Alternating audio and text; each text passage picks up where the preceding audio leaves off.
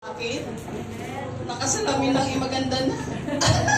Sa bagay kay Lord tayo eh. Amen. So, isang mapagpalang umaga po sa ating lahat ngayon sa umagang ito. Ngayon po ang ating ngayon sa devotion po is about end times pa rin po yung ating topic. So, ang aking po ngayon, ang aking paksa po ay ikalawang pagparito po ng Panginoong Yesus. Sa katunayan po nangako ang Panginoong Yesus sa kanyang mga alagad na siya ay muling darating. Tingnan po natin sa John 14:1-3 po.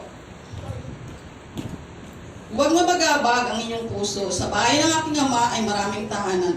Kung hindi gayon, sinasabi ko sana sa inyo. Pupunta ako roon upang pagipaghanda kayo ng lugar para sa inyo. At kung ako'y pumaroon at maghanda ng lugar para sa inyo, ako'y babalik at tatanggapin kayo sa aking tahanan upang kung nasaan ako ay naroon din kayo.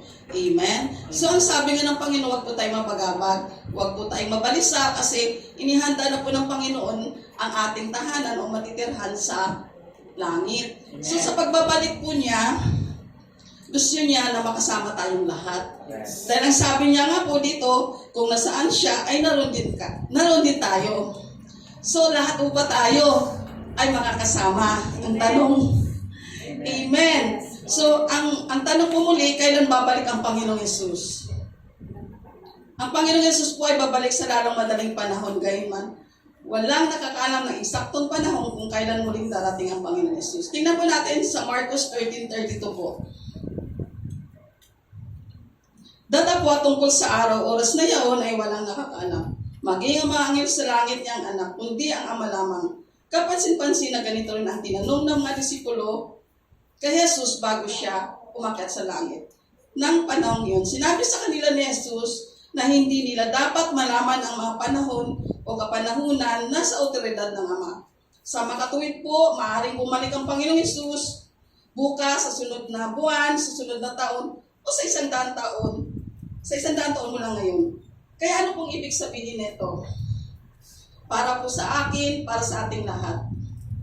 So, ang sabi po dito, lagi po tayong maging handa. Amen.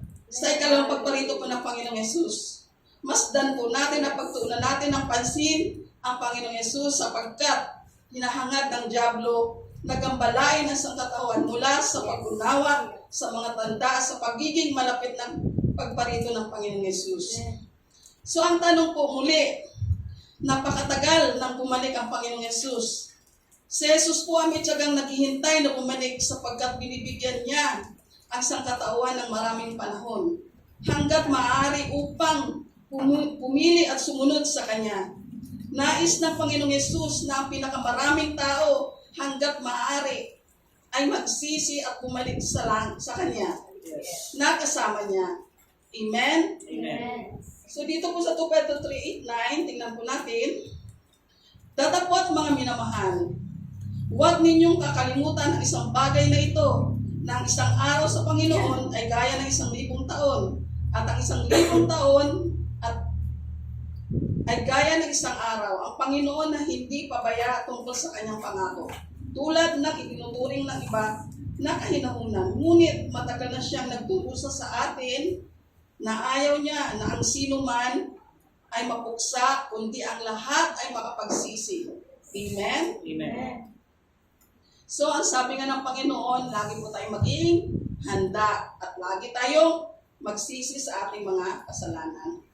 So, dahil po malapit nang bumalik ang Panginoong Yesus, dapat po natin buong katapatan gamitin ang ating mga kaloob para maglingkod sa Diyos at sa iba.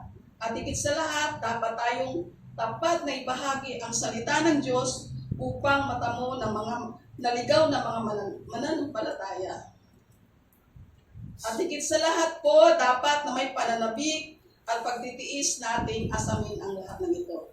So, amen? Amen. So, ang ikalawang pagparito po ng Panginoon Yesus ay masayang pag-asa ng mga mananampalataya. Yes. Nagbibigay po ito ng pag-asa dahil balang araw, lahat ng bagay ay maituwid. Magkakaroon ng katarungan, kapayapaan, kabutihan, at naglalaan din ito ng pag-asa sapagkat magkakaroon ng gantimpala sa ating pagpapagal. Amen? Naglalaan ito ng pag-asa sapagkat balang araw makikita natin ang Panginoong Diyos. Dapat nating sabik na hintayin ang ating hari at ang kanyang kaharian. So, amen. So, ano mo dapat ang gawin natin ngayon?